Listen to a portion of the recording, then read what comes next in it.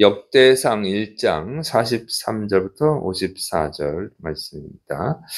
자, 이제 에돔의 그 왕들, 또 에돔의 족장들을 기록하고 있습니다.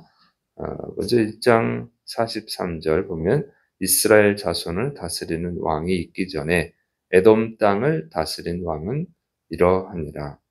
부올의 아들 벨런이 그의 도성 이름은 디나바이며 이렇게 시작을 하죠. 그래서 이스라엘 자손이 왕국 시대를 만들기 전에 이미 에돔은 왕국을 건설을 했다는 거죠. 그래서 이스라엘보다 훨씬 빨리 왕정 시대로 들어갔음을 알 수가 있습니다. 그리고 이제 쭉 그 왕들을 기록해요. 44절부터 50절까지 보면은 이렇게 되어 있습니다.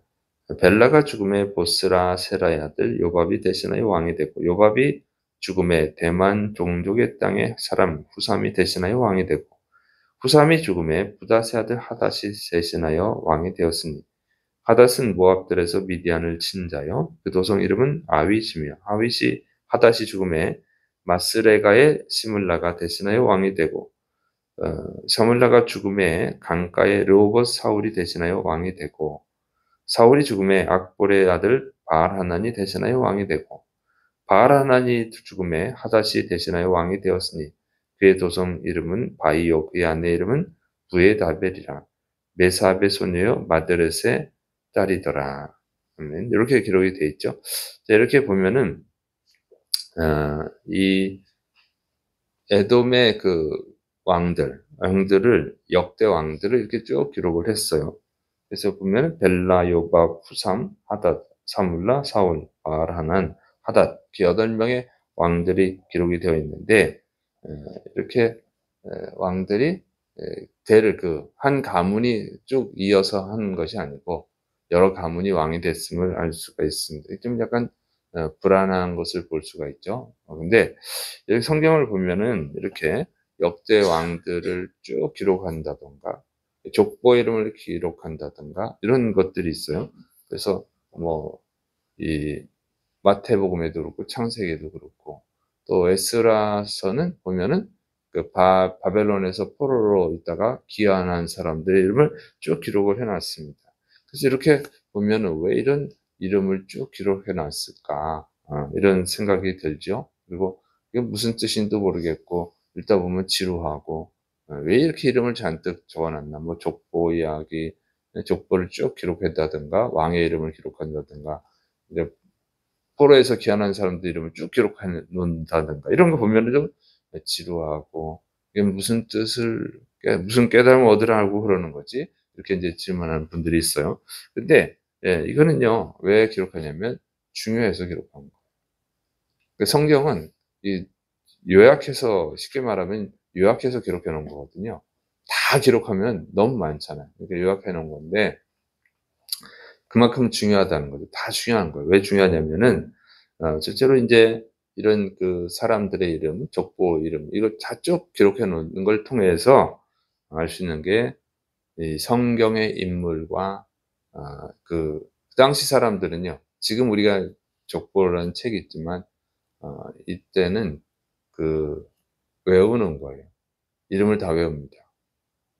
그래서 자신들의 족보를 다 외워요.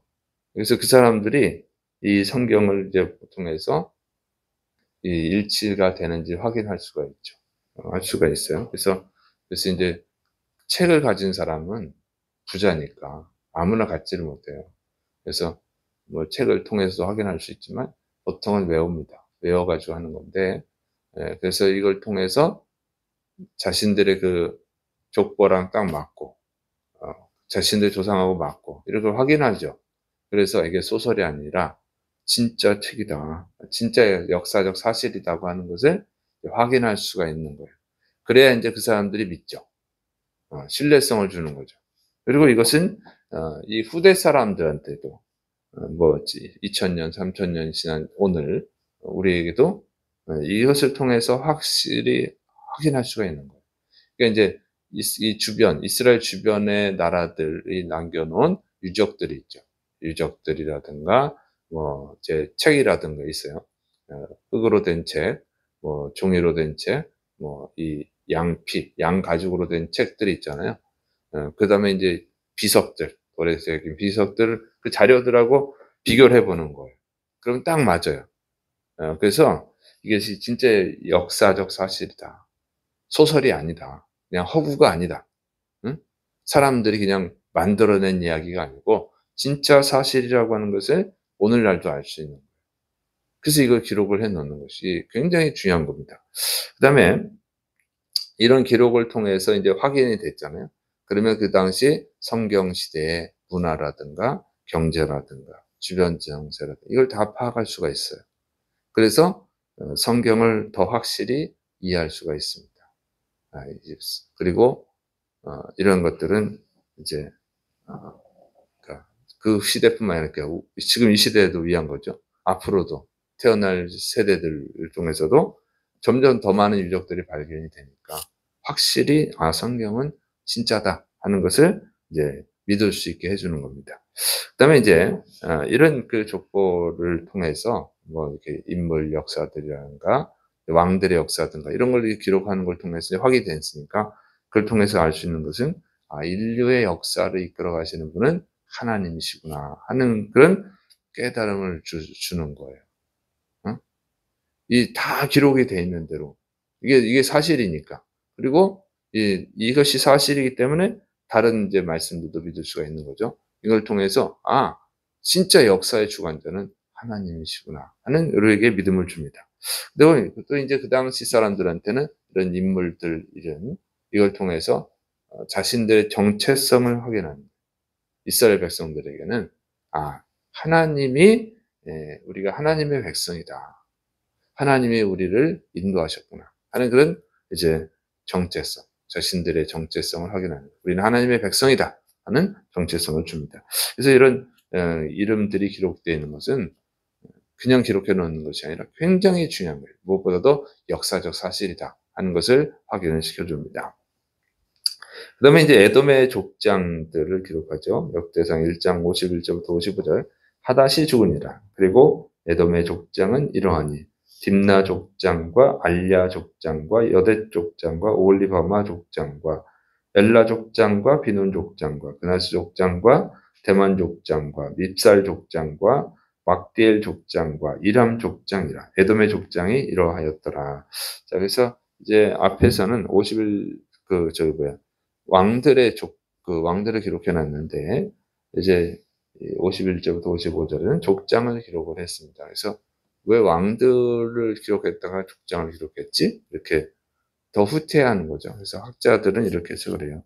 중앙 집권적 시대가 끝나고 지방 그 족장들 연합체가 예 새로 탄생했을 가능성이 있다. 이렇게 모두 해석을 합니다. 네. 그 정도로 이해를 하면 됩니다. 그런데 이제 이걸 통해서 알 수 있는 것은 뭐냐면 이제 처음 시작이 어떻게 됐어요? 보면은 이렇게 됐죠. 어 이스라엘 자손을 다스리는 왕이 있기 전에 에돔 땅을 다스리는 왕은 이러하니라. 43절 이렇게 시작을 하잖아요. 이 에돔이 훨씬 먼저 왕국 시대를 열었어요.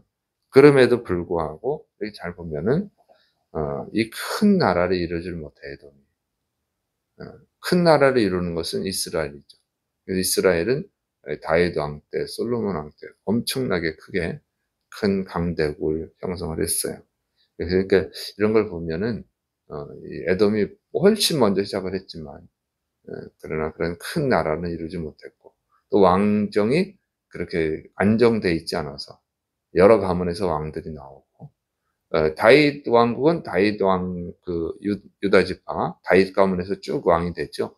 그러다가 인제 나중에 이 북이스라엘로 나눠지고 북이스라엘로 나눠질 때는 여러 가문에서 왕이 되죠, 북이스라엘 왕에서. 그게 안정되지 않았단 말이에요. 그래서 인제 이런 걸 보면은 사람이 빨리 시작한다고 해서 사람이 계획대로 되지 않는다. 사람이 계획을 한다거나 사람이 노력한다고 해서 그런 똑같은 결과를 얻을 수 있는 것은 아니라는 거죠. 더 좋은 결과를 얻는 것은 아니에요. 그래서 솔로몬이 이렇게 기록을 하죠. 전도서 9장 11절 보면 "내가 다시 해 아래에서 보니 빠른 경주자들이라고 선착하는 것이 아니며 용사들이라고 전쟁에 승리하는 것이 아니며 지혜자들이라고 음식물을 얻는 것도 아니며 명철자들이라고 재물을 얻는 것도 아니며 지식인들이라고 은총을 입는 것이 아니니 이는 시기와 기회는 그들 모두에게 임함이니라. 그래서 이런 조건들이 좋다고 해서 더 크게 성공하고 그런 것은 아니라는 거죠. 그것을 결정하는 분이 있어요. 그 누구냐? 하나님이죠. 사무엘상 2장 7절 여호와님은 가난하게도 하시고 부하게도 하시며 낮추기도 하시고 높이기도 하시는도다. 잠언 5장 21절 대저 사람에게는 여호와님의 눈앞에 있나니 그가 그 사람의 모든 길을 평탄하게 하시느니라. 그래서 역사의 주관자는 하나님이시에요. 하나님. 우리가 분명히 믿고 그 하나님 의지해야 될 줄을 믿으시기 바랍니다. 그러면 이 모든 역사를 이끌어 가시는 분 하나님이거든요. 그래서 정말 하나님께 복을 받아야 돼요. 하나님께 복을 받아야 복이 되는 것이지 하나님께 복을 받지 못하면 복인 것 같은데 나중에 불행해져요.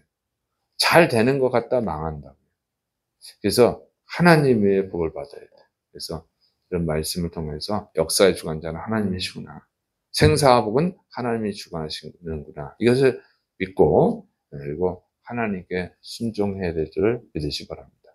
그러면 좀 늦게 출발해도 상관없어요. 하나님이 주시는 복을 받는 거예요. 그래서 진짜 승리자가 되어지는 줄을 믿으시길 바랍니다. 기도하겠습니다. 사랑이 많으신 하나님 아버지, 역사의 주관자는 하나님이십니다. 죽고 사는 것, 승리하고 패배하는 것, 다 하나님이 결정하십니다. 우리가 하나님을 믿고 하나님의 뜻에 순종해서 하나님이 주는 복을 받는 자들이 되게 하여 주옵소서. 또 그 복을 가족들에게, 이웃들에게 나눠주는 축복의 사람들이 되게 하여 주옵소서.